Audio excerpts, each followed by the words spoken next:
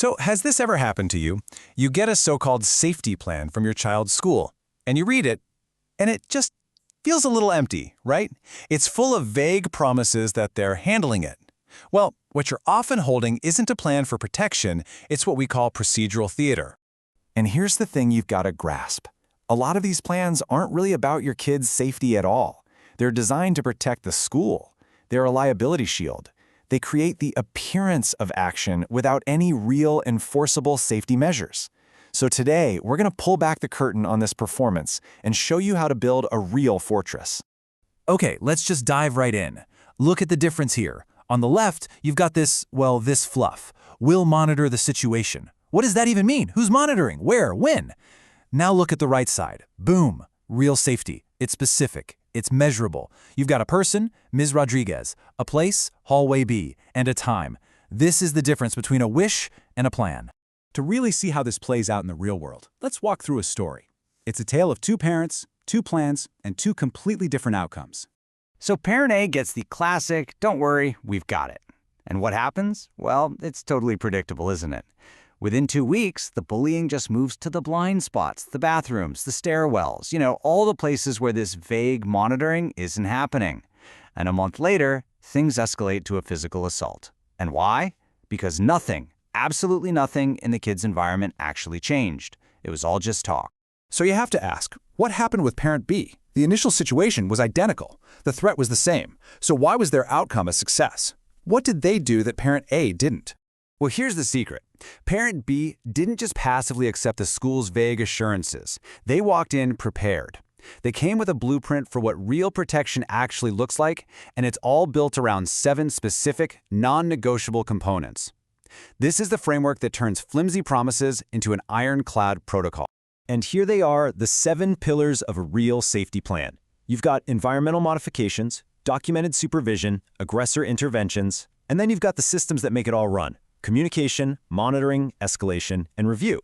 Let's break down the first few, because honestly, this is where the magic really happens. First up, environmental modifications. Now, this sounds kind of technical, but it's super simple. It's not about hoping students will avoid each other, no. It's about redesigning their physical space and schedule to make contact nearly impossible. It's all about proactive prevention, not reactive hope. And look at how this plays out. The fake version is just a suggestion, right? Students will avoid each other. The real version is a directive. Your child uses hallways A, C, and E only. Here is a map. Keep your distance at lunch becomes you sit at designated table 7, a minimum of 15 feet from the aggressors.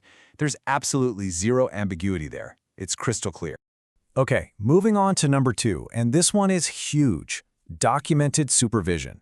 This component answers the most important question there is. Whose job is this exactly? Because you know that old saying, if everyone is responsible, then no one is? This component fixes that. It puts a name to the task. And here's the proof in the pudding. That useless phrase, staff will keep an eye out, it's gone. In its place, we get Ms. Rodriguez supervises the second floor hallway from 10:15 to 10:25 a.m. But here's the kicker, the part that makes it stick, a log that requires her initials as proof of presence. That right there, that's accountability. If something goes wrong, we know exactly who was supposed to be there. All right, component 3. And honestly, this might be the most overlooked and yet most critical piece. Aggressor interventions. Let me be really clear here. A safety plan that only puts restrictions on the victim is not a safety plan. It's a punishment. A real plan has to address the source of the harm with clear rules and automatic consequences.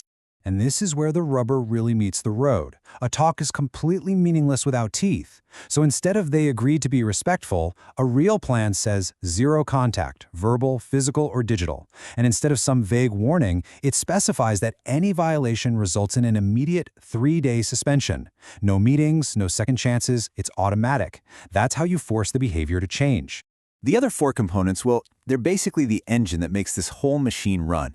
You need a communication protocol so everyone knows who to tell and how you'll be notified. You need a monitoring system, like daily check-ins, to track if it's even working.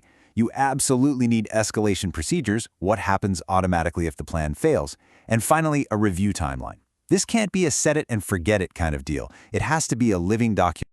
So you're probably thinking, okay, this all makes perfect sense. Why isn't every school doing this? Why do they so often default to this safety theater? Well, it really just comes down to institutional pressures. It really boils down to three things.